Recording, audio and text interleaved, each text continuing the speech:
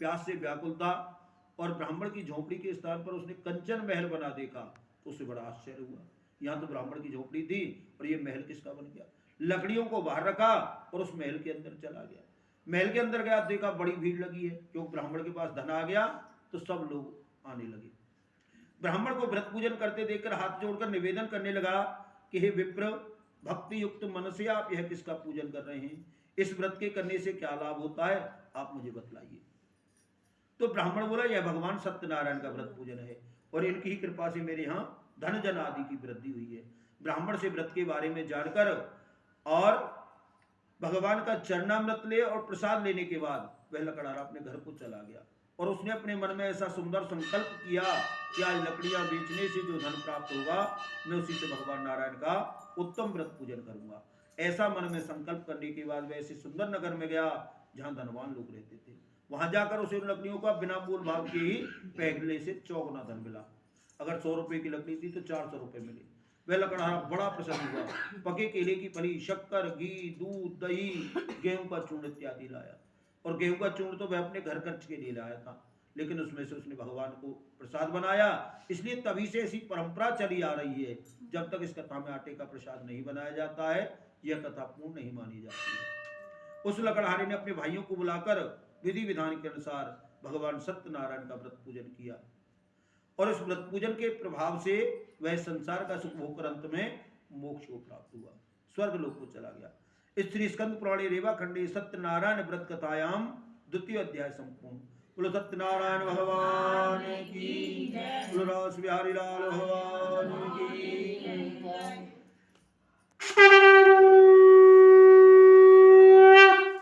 तीसरे अध्याय में ऋषि मुनि कहते हैं, सूत जी आपने हमें 2 लोगों के बारे में बतलाया, प्रथम उस ब्राह्मण के बारे में और द्वितीय उस शूद्र के बारे में। दोनों निर्धन थे और दोनों ने भगवान का पूजन किया। क्या इस व्रत पूजन को केवल निर्धन लोगों ने किया था, किसी धनवान ने नहीं किया? अगर किसी ने किया है तो आप हमें बतलाने का कष्ट करें। तो सूत जी कहते हैं कि ऋषियों में और भी कथा कहता हूं, सुनो। पहले समय में उल्कामुख नाम का एक बुद्धिमान सत्यवक्ता जितेंद्रिय राजा था और हमारे भारतवर्ष का वह सबसे धनाढ्य राजा था। प्रजा का पालन अपने परिवार की भांति करता था। उल्कामुख नामो निरपति इंद्रजीत बलवान, करता था वे सर्वदा श्री सत्यदेव का ध्यान। जाता था देव मंदिरों में, दान की प्रतिष्ठा ठानी थी, उसके समान भी रानी थी, सतवंती बड़ी सयानी थी। वह राजा बड़ा ही धार्मिक और न्यायप्रिय था। प्रत्येक दिन तीर्थ यात्राओं पर, धार्मिक स्थलों पर भगवान के मंदिरों में जाता था, भगवान की पूजा अर्चना करता, प्रसाद वितरण करता, गरीबों को धन देकर उनकी सहायता करता था और ब्राह्मणों को धन देकर उन्हें संतुष्ट करता था। उसकी पत्नी कमल के समान मुखवाली सती साध्वी थी, सतवंती उसका नाम था। एक समय राजा रानी दोनों ने पुत्र प्राप्ति की कामना से अपने भाइयों के साथ भद्रशिला नदी के तट पर भगवान श्री सत्यनारायण का व्रत पूजन किया। जब वे व्रत पूजन कर रहे थे तो उसी समय वहां एक साधु नाम का वैश्य आया, जिसके पास व्यापार के लिए नाना प्रकार का धन था। नाव को किनारे पर लगाकर वह राजा के पास गया। राजा को व्रत पूजन करते देखकर हाथ जोड़कर निवेदन करने लगा कि राजन, भक्ति युक्त मन से आप यह किसका पूजन कर रहे हैं, इस व्रत के करने से क्या लाभ होता है, आपको यह सब कुछ करने की क्या आवश्यकता है, आपके पास तो सब कुछ है। तो राजा बोला, यह भगवान सत्यनारायण का व्रत पूजन है और पुत्रादि की प्राप्ति के लिए अपने भाइयों के साथ यह महान शक्तिमान भगवान श्री सत्यनारायण का उत्तम व्रत पूजन किया जा रहा है। राजा के मुख से संतान की बात सुनकर साधु बोला कि राजन, मुझसे भी इस व्रत का सारा विधान कहो, मैं भी आपके कहने के अनुसार इस व्रत पूजन को अवश्य करूंगा। मेरे भी कोई संतान नहीं है और मुझे विश्वास है कि इस व्रत पूजन को करने से निश्चय ही मेरे यहाँ संतान उत्पन्न होगी। राजा से व्रत के बारे में जानकर और व्यापार से छूटने के बाद वह साधु अपने घर को गया। साधु ने घर जाकर अपनी पत्नी लीलावती से संतान देने वाले उस उत्तम व्रत पूजन के बारे में बतलाया और कहा कि जब मेरे संतान होगी तब मैं इस व्रत पूजन को अवश्य करूंगा। ऐसे वचन उसने अपनी पत्नी लीलावती से कहे। एक दिन उसकी पत्नी लीलावती पति के साथ आनंदित हो सांसारिक धर्म में प्रवृत्त होकर भगवान श्री सत्यनारायण की कृपा से गर्भवती हो। 10वें महीने में उसके यहाँ एक सुंदर कन्या का जन्म हुआ। दिनों दिन वह कन्या ऐसे बढ़ने लगी जैसे शुक्ल पक्ष का चंद्रमा बढ़ता है और साधु व्यापार में व्यस्त रहने के कारण उस कन्या का नामकरण नहीं करा सका। वह चंद्र की कलाओं की तरह बढ़ती थी, इसलिए लोग उसे चंद्रकला कहने लगे। प्यार से घर वाले उसे कलावती कहते थे। तब लीलावती ने बड़े मीठे शब्दों में अपने पति से आग्रह किया, हे स्वामी, आपने जो संकल्प किया था कि संतान होने के बाद भगवान का व्रत पूजन करूंगा, अब उसे आप करिए। अब हमारी किसी बात की कोई कमी नहीं है, हम इस नगर के सर्वश्रेष्ठ धर्मानंद गिने जाते हैं, और जो संतान की कमी थी वही भगवान की कृपा से पूर्ण हो गई। ऐसे दिन हमें बार बार प्राप्त नहीं होंगे। तो लीलावती कहती है कि ज्यादा नहीं त्वरपण कर दो, जो फल दल रूखे सूखे हैं। दुनिया दिखाव पर मरती है, भगवान भाव के भूखे हैं। भगवान तगाजा करने को दरवाजे किसी के न आते हैं। वो लेन देन की लीला को पर्दे पर आन दिखाते हैं। पापों में जल्दी ठीक नहीं, पुण्यों में टाल नहीं अच्छी। दुनिया को धोखा दिया जाए, पर प्रभु से चाल नहीं अच्छी। हे स्वामी, ज्यादा नहीं, अपनी सामर्थ्य के अनुसार करो।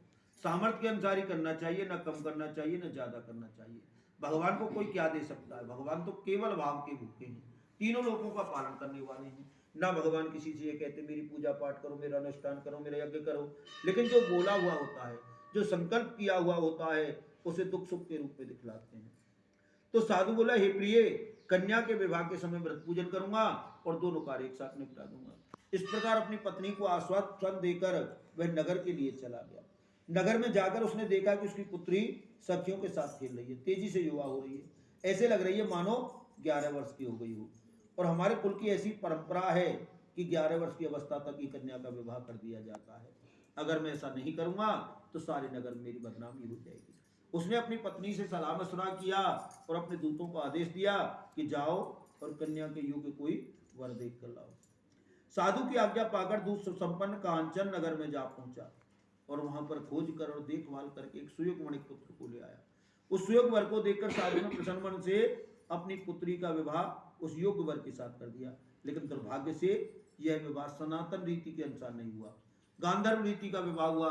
कन्या ने वर की माला डाली, वर ने कन्या की माला डाल दी, इसलिए भगवान का पूजन नहीं हो सका।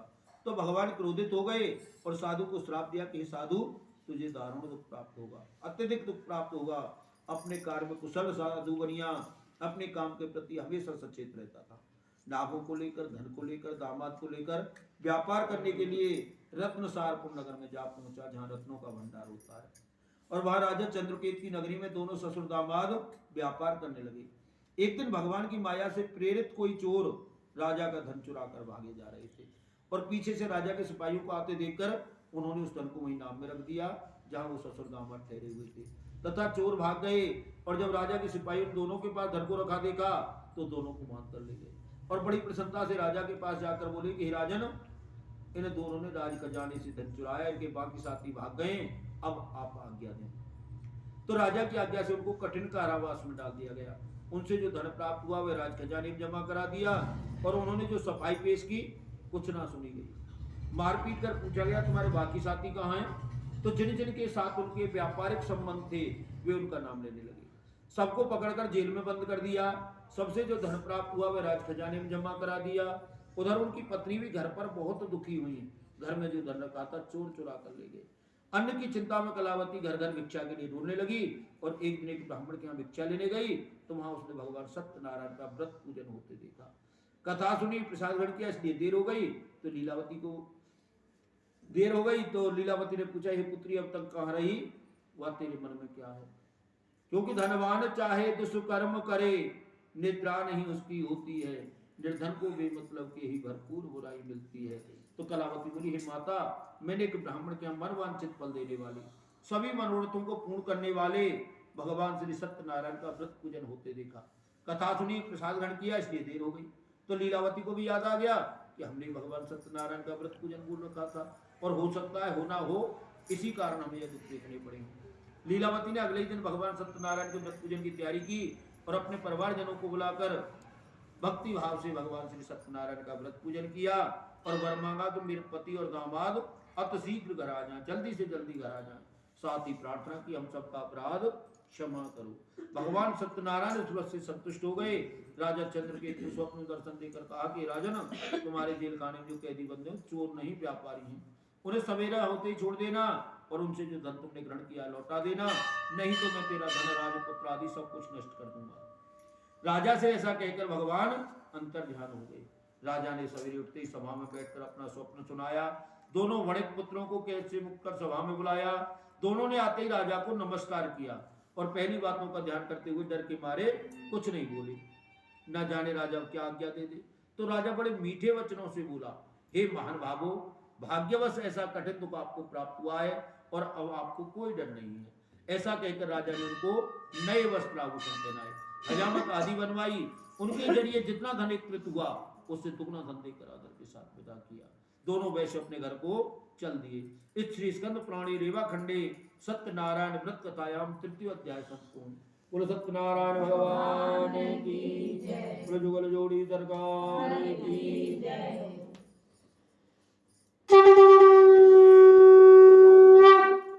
चौथे अध्याय में सूत जी कहते हैं कि ऋषियों, वैश्य ने मंगलाचार किया, भगवान के मंगल स्वरूप का ध्यान किया और अपनी यात्रा आरंभ की। नाव पर आकर देखा कि नाव गठरियों से चिनी हुई है।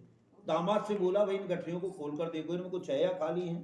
गठरियां खोलकर देखी, सोना चांदी हीरे जवाहरात आदि देखकर बड़ा प्रसन्न हुआ और कहने लगा कि अब तो हर बार ऐसा ही व्यापार करेंगे, झूठ मूठ की चोरी करेंगे, जेल में बंद हो जाएंगे और ऐसे ही धन कमा कर ले जाएंगे।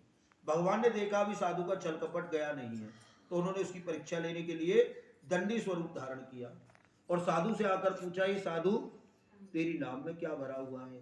अभिमानी वैश्य बड़े ढोंग करता हुआ रोता हुआ बोला कि महाराज मर गए, बर्बाद हो गए, व्यापार में कुछ नहीं मिला, नुकसान ही नुकसान है, नाव खाली नहीं चल सकती, हिलेगी डुलेगी डूब जाएगी, इसलिए इसमें हमने घास फूस बेल पत्र इत्यादि भर रखे।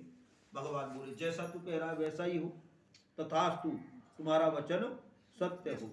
ऐसा कहकर भगवान वहां से चले गए और साधु ने जब नित्य क्रिया करने के बाद नहाना धोना, भगवान का स्मरण ध्यान करना, उसके बाद नाव को ऊंची देखा तो बड़ा चंबा किया और नाव में घास फूस बेल पत्र इत्यादि देखकर बेहोश होकर जमीन पर गिर गया।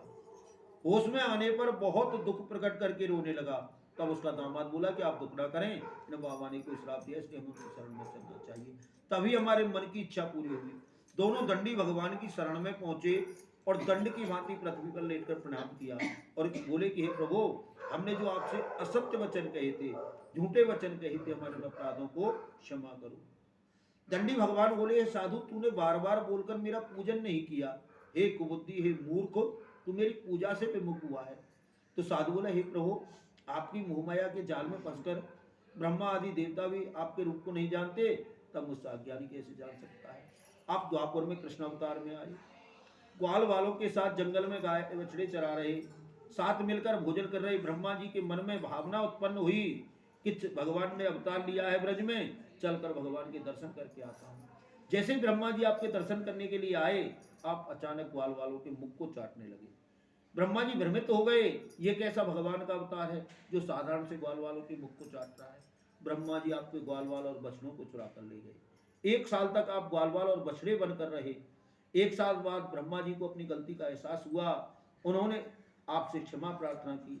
जब ब्रह्मा आदि देवता भी आपके रूप को नहीं जानते, तब मुझसे अज्ञानी कैसे जान सकता है। आप प्रसन्न होइए, मैं अपनी सामर्थ्य के अनुसार आपकी पूजा करूंगा, मेरी रक्षा करो और पहले के समान नाम में धन भर दो। उसके भक्ति से भरे वचन सुनकर भगवान उसकी इच्छा के अनुसार वरदान देकर अंतर ध्यान हो गए। साधु ने नाव पर आकर देखा कि नाव धन से भरी हुई है, तो उसने उसी स्थान पर साथियों सहित भगवान सत्यनारायण का व्रत पूजन किया और अपने नगर के लिए चल दिया। और जब अपने नगर के पास पहुंचा तो अपने दूत को घर भेजा। साधु के दूत ने साधु की पत्नी को प्रणाम कर कहा कि साधु अपने दामाद के साथ सकुशल धन कमाकर इस नगर के पास आ गए हैं। लीलावती कलावती उस समय भगवान का पूजन कर रही थी।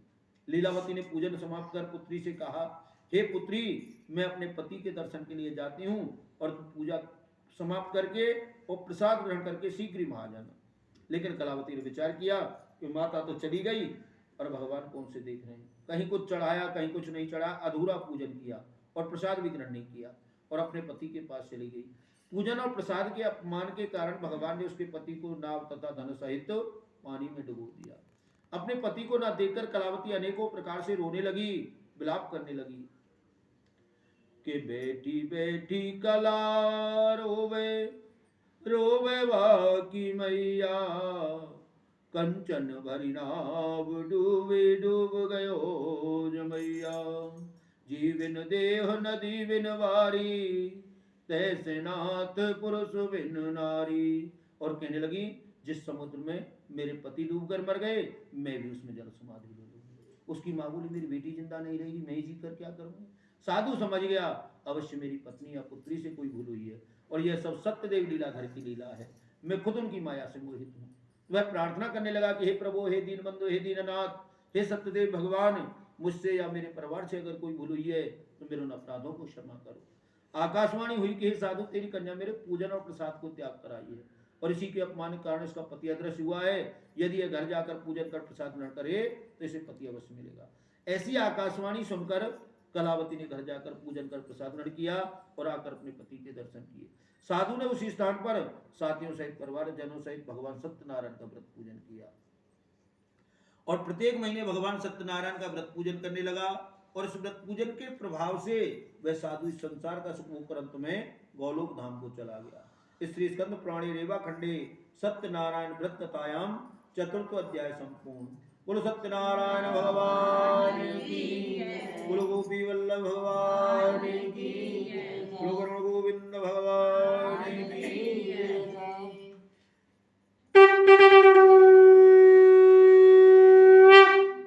पांचवें अध्याय में सूत जी कहते हैं कि ऋषियों, मैंने 4 वर्णों के आधार पर 4 कथाएं तुम्हें सुनाई, अब मैं और भी कथा कहता हूं, सुनो।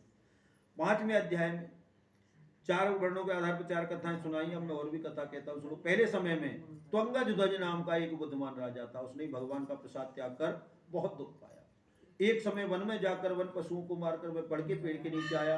वहां उसने कुछ ग्वाल वालों को अपने साथियों के साथ, अपने परिवारजनों के साथ भक्ति भाव से भगवान श्री सत्यनारायण का व्रत पूजन करते देखा। लेकिन राजा अभिमानवश वहां न गया, न नमस्कार ही किया, और जब ग्वालों ने उसके सामने प्रसाद रखा, वह प्रसाद को त्याग कर अपने नगर के लिए चला गया।